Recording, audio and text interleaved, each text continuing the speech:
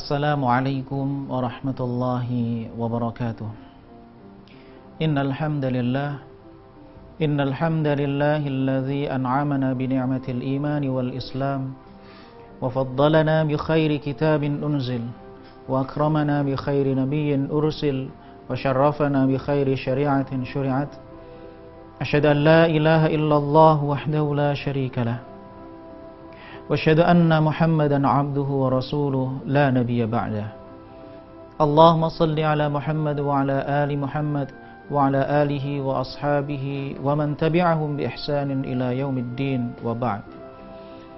Sahabat Zakat TV yang dirahmati oleh Allah Subhanahu wa taala, alhamdulillah pada kesempatan kali ini Allah Subhanahu wa taala memberikan kepada kita kemudahan, memberikan kepada kita nikmat karunia, sehingga pada kesempatan kali ini kita bisa melanjutkan kajian kita, bisa meneruskan tadabbur kita, bisa memudahkan kepada kita untuk berinteraksi dengan firman-firman Allah Subhanahu wa taala. Dan insyaallah pada kesempatan kali ini kita akan belajar bersama, mentadabburi bersama surah An-Nas, yaitu surah yang sudah tidak asing lagi bagi kita. Bahkan kita semuanya, saya rasa sudah menghafal surah itu di luar kepala. Sahabat Zakat TV yang dirahmati oleh Allah Subhanahu wa taala, a'udzu billahi samii'il 'aliim minasyaitonir rajim. Allah berfirman, "Qul a'udzu birabbin nas."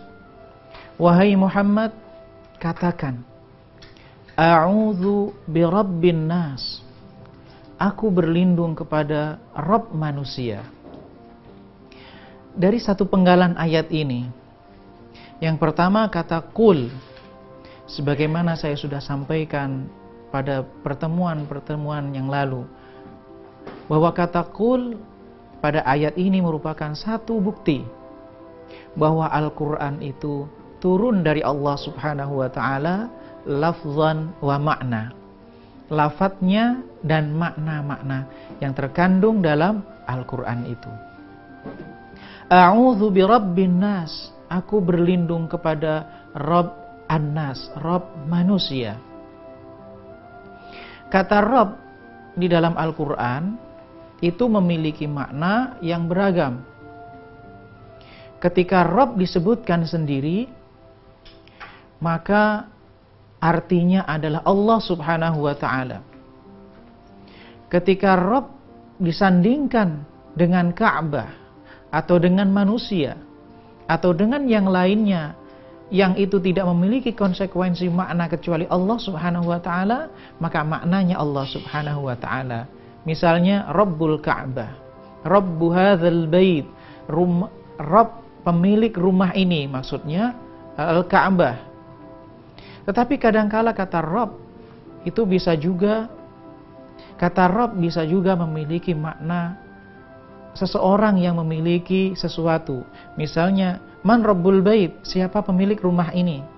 Maksudnya misalnya kita datang kepada rumah seseorang dan kita bertanya, man sahibu hadzal bait, man Rabbu hadzal bait, siapa pemilik rumah ini? Man Rabbu hadzal ibil, siapa pemilik onta ini? Begitu. Nah, kata Rabbun Nas, ketika Allah Subhanahu wa ta'ala menyebutkan, mengatakan bahwa Allah adalah Tuhan manusia, kata Rabb mencakup beberapa makna. Yang pertama adalah Rabb ada artinya yang memiliki. Rabb artinya yang menciptakan. Artinya ketika Allah mengatakan Rabbun Nas, Allah yang menciptakan manusia, Allah yang memiliki manusia, Allah yang merawat manusia, dan Allah yang menjaga manusia. Berimankah manusia itu ataukah kafir manusia itu? Rabbnya tetap Allah Subhanahu wa ta'ala. Kebijakan dalam dirinya tetap tunduk kepada Allah Subhanahu wa ta'ala. Tidak mungkin misalnya seseorang ketika ingkar kepada Allah Subhanahu wa ta'ala, lalu ia bernafas dengan jantungnya atau bernafas dengan selain organ pernafasan, maka tubuhnya itu sebenarnya tunduk pada kehendak Allah Subhanahu wa ta'ala, karena Allah yang merawat tubuhnya itu. Kemudian pelajaran berharga pada ayat ini, Allah Subhanahu wa ta'ala berdialog dengan manusia, menjelaskan kepada manusia, dan perintahnya ditujukan kepada manusia. Maka Allah Subhanahu wa ta'ala memilih kata An-Nas, Rabbun Nas, bukan Rabbul Malaikah atau Rabbu Muhammad atau Rabbul Malaikah atau Rabbul Alamin atau Rabb yang lainnya. Tetapi karena ayat ini khusus Allah Subhanahu wa ta'ala mencakup bagaimana manusia itu harusnya berlindung kepada Allah, maka Allah pilih kata An-Nas. Inilah keagungan Al-Quran, pilihan kata dalam Al-Quran yang sangat luar biasa sekali. Sahabat Zakat TV yang dirahmati oleh Allah Subhanahu wa ta'ala, pada ayat yang pertama ini ada satu poin akidah yang perlu menjadi renungan kita. Sebagai seorang muslim, kita berlindung kepada Allah Subhanahu wa ta'ala karena kita yakin, karena kita tahu, dan kita beriman kepada Allah Subhanahu wa ta'ala. Karena kita tahu Allah yang menciptakan kita, Allah yang merawat kita dan menjaga kita, maka kita berlindungnya kepada Allah Subhanahu wa ta'ala. Maka di sini disebutkan salah satu poin terpenting adalah rububiyah.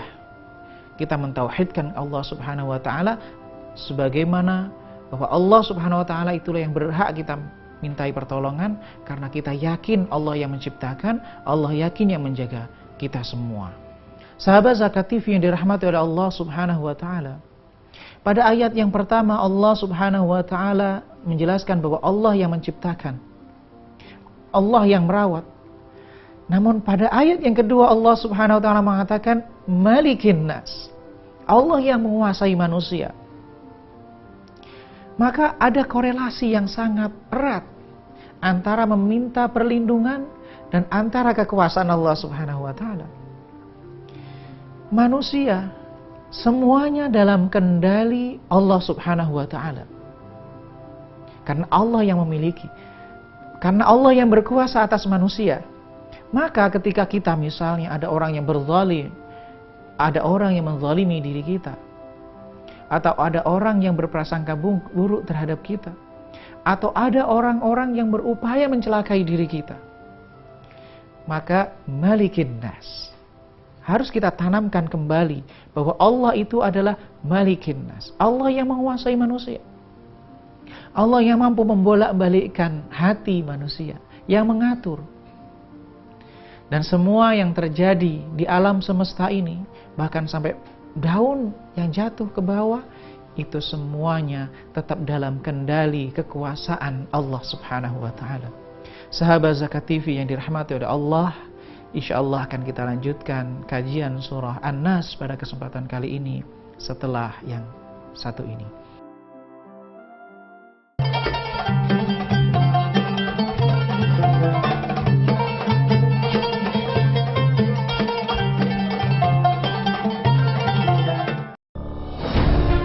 Ketika keindahan dunia merebak keselarasan, berbagi kemesraan. Ketika sejuta tangan merangkai kebahagiaan dalam kehidupan yang harmoni. Ketika zakat Anda wujudkan indahnya dunia.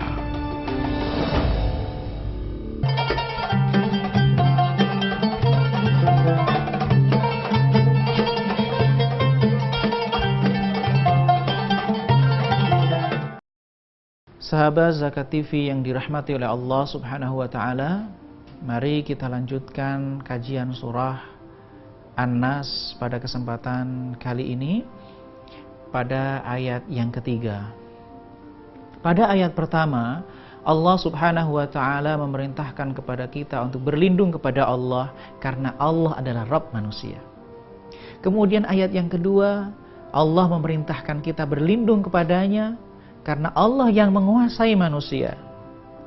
Berikutnya Allah Subhanahu wa ta'ala mengatakan Ilahin Nas.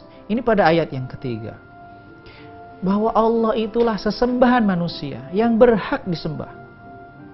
Kalau kita menyembah Allah Subhanahu wa ta'ala, maka alangkah bijaknya, alangkah baiknya Dan alangkah tepatnya bila kita meminta pertolongan dan perlindungan kepada Allah Subhanahu wa taala. Karena yang berhak disembah itulah sebenarnya yang berhak dan memiliki otoritas untuk melindungi diri kita.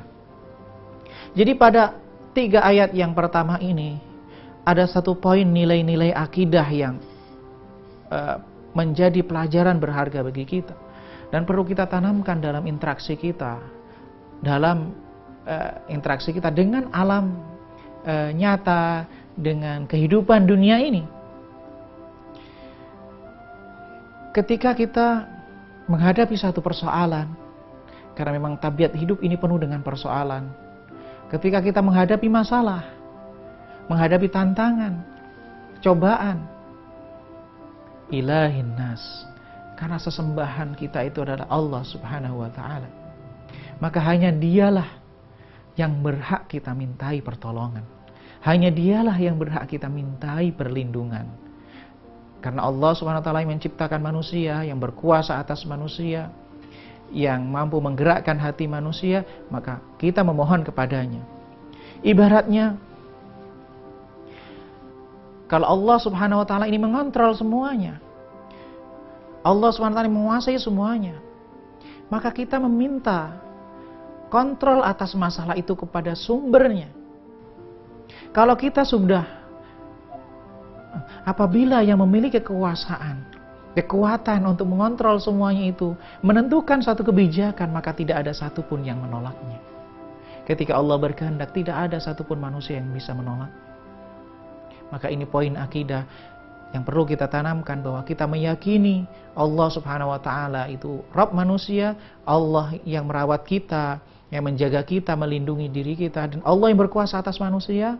Maka kita sembah Allah Subhanahu wa ta'ala, dan itulah Allah Subhanahu wa ta'ala yang berhak untuk kita sembah. Sahabat Zakat TV yang dirahmati oleh Allah Subhanahu wa ta'ala, berikutnya kita berlindung atas apa? Allah Subhanahu wa ta'ala merintahkan untuk berlindung atas sesuatu.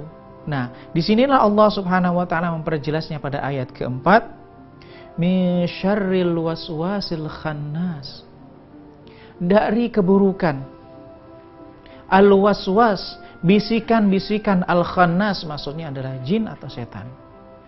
Al-khannas itu adalah yang bersembunyi. Jadi bisikan-bisikan yang tersembunyi. Allah Subhanahu wa ta'ala memerintahkan kepada kita untuk berlindung dari keburukan atau kejahatan setan yang senantiasa membisikkan diri, membisikkan pada hati kita. Keburukan itu bisa ada yang saat ini sudah berkuasa atau bersemayam dalam diri kita. Kita mohon kepada Allah agar keburukan itu, agar kejahatan itu, agar fitnah itu hilang dan diangkat oleh Allah Subhanahu wa ta'ala. Kita dilindunginya.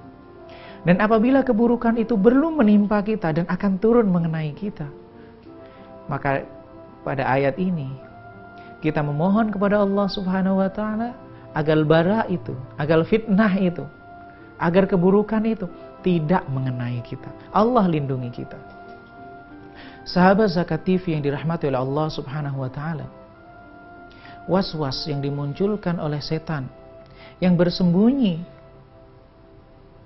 itu tidak mampu kita lihat dan tidak mampu kita pegang, dan kita tidak bisa mencegahnya dengan tangan kita atau fisik kita. Maka salah satu cara dan cara yang paling bijak untuk mengatasi keburukan itu adalah kepada yang Maha Kuasa, kepada Allah Subhanahu wa ta'ala yang mampu mengontrol semuanya. Sebab bagaimanapun juga kita tidak bisa mengontrol bisikan-bisikan itu dengan fisik kita, sebab kita tidak bisa menyentuhnya dan tidak pula kita bisa melihatnya. Maka selain upaya kita memperbaiki diri kita, membersihkan hati kita, kita mohon perlindungan kepada Allah Subhanahu wa ta'ala. Ada satu hadis Rasulullah SAW yang memiliki korelasi dengan hal ini. Rasulullah SAW mengatakan bahwa setiap manusia itu ada qarin, ada jin yang mendampingi dia. Semua manusia. Lalu sahabat bertanya, ini dalam hadis sahih Wa anta ya Rasulullah, demikian pula engkau ya Rasulullah. Ya, artinya Rasulullah juga diiringi oleh jin itu. Hanya saja Allah subhanahu wa ta'ala menyelamatkanku, menurut satu penafsiran hadis. Sedangkan penafsiran ulama yang lain, hanya saja dia Islam, masuk Islam. Maka jin itu yang senantiasa bersama dengan manusia yang disebut dengan qarin itu tidak memerintahkan kepadaku kecuali kebaikan. Itu yang terjadi pada Rasulullah. Bagaimana dengan kita? Tidak ada jaminan. Senantiasa qarin itu bisa menggoda kita dan membisikkan kepada kita. Peristiwa yang lainnya juga terjadi. Suatu ketika Rasulullah Shallallahu Alaihi Wasallam i'tikaf 10 hari terakhir di bulan Ramadan, Safiyah radhiyallahu anha menjenguk Rasulullah di Masjid Nabawi. Ketika Safiyah sudah ngobrol dengan Rasulullah dan ia ingin pulang, diantar oleh Rasulullah Sallallahu Alaihi Wasallam. Ketika Rasulullah berbincang dengan Safiyah, ada dua orang sahabat yang lewat melintas. Karena melihat Rasulullah sedang berdua dengan istrinya, dua sahabat ini bergegas melangkahkan kaki, merasa nggak enak. Lalu Rasulullah panggil sahabat itu, pelan-pelan begitu. Ini adalah Safiyah, kata Rasulullah Sallallahu Alaihi Wasallam. Rasulullah ingin mengklarifikasi bahwa beliau sedang berbincang-bincang dengan wanita dan wanita itu adalah istrinya. Beliau khawatir dua sahabat itu berpikiran negatif kepada Rasulullah Sallallahu Alaihi Wasallam. Lalu sahabat itu mengatakan, ya Rasulullah, kami tidak berpikiran buruk kepadamu, kurang lebih semacam itu. Lalu Rasulullah SAW menjelaskan bahwa beliau takut setan itu akan memunculkan perasaan-perasaan negatif, pikiran-pikiran negatif kepada dua sahabat itu, karena setan itu mengalir bersama dengan darah. Sahabat Zakat TV yang dirahmati oleh Allah Subhanahu wa taala, insyaallah akan kita lanjutkan kajian kita setelah yang satu ini.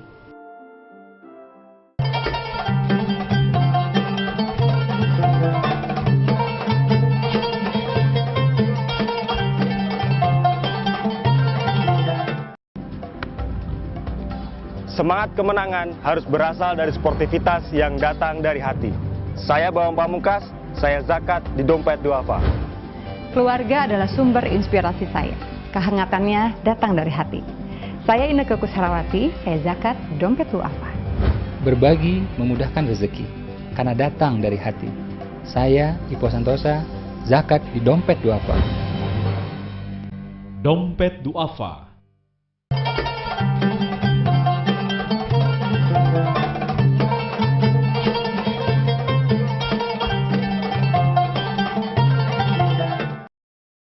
Sahabat Zakat TV yang dirahmati oleh Allah Subhanahu wa taala, mari kita lanjutkan kembali kajian kita pada kesempatan kali ini, kajian tafsir, dan kajian kita pada kali ini adalah surah An-Nas.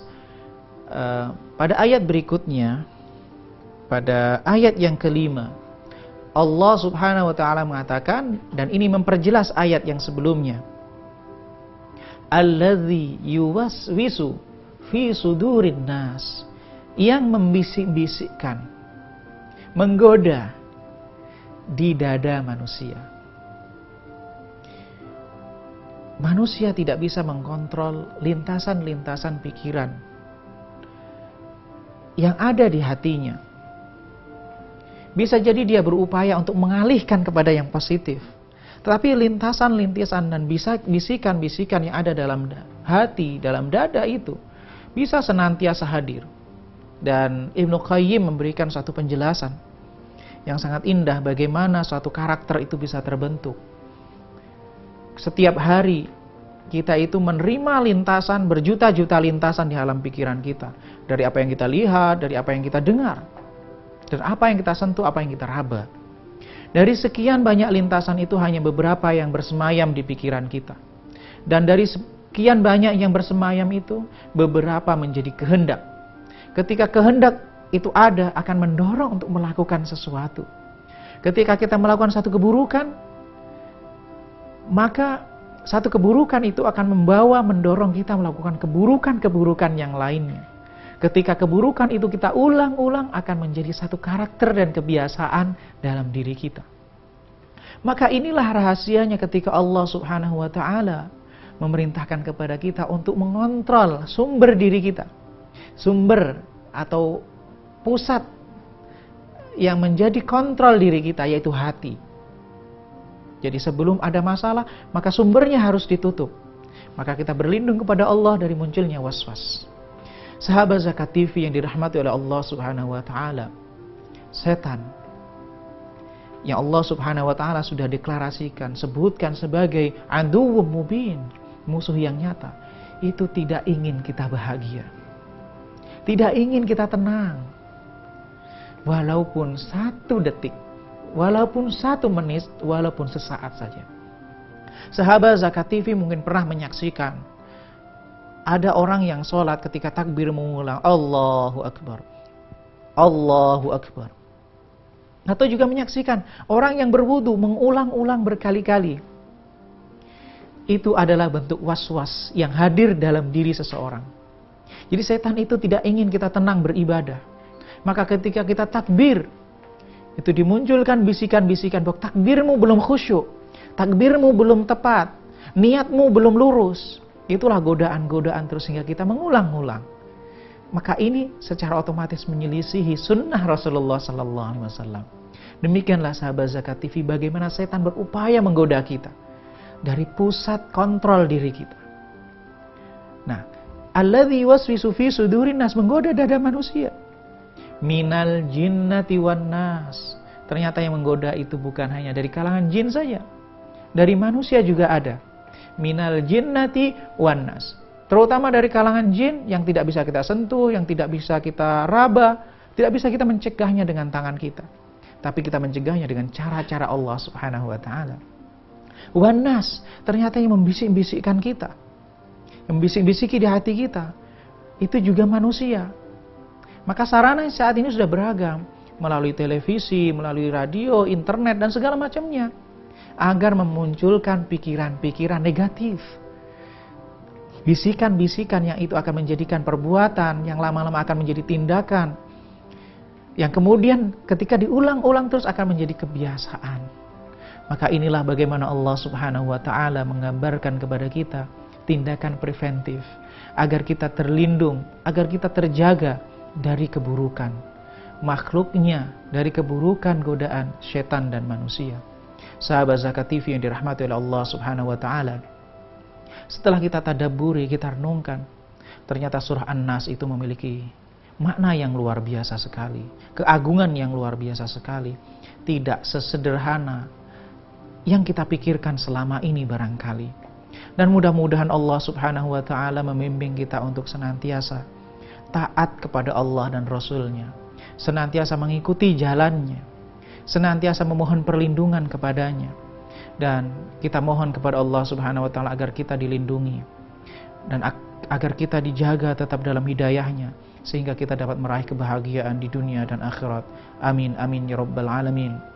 Allahumma ja'al jam'ana jam'an marhuma wa tafarruqana min ba'dihi tafarruqan ma'suma wa la taj'al minna wa la ma'ana syaqiyan wa la mahruma. Subhana rabbika rabbil izzati amma yasifun wa salamun alal mursalin walhamdulillahi rabbil alamin. Assalamualaikum warahmatullahi wabarakatuh.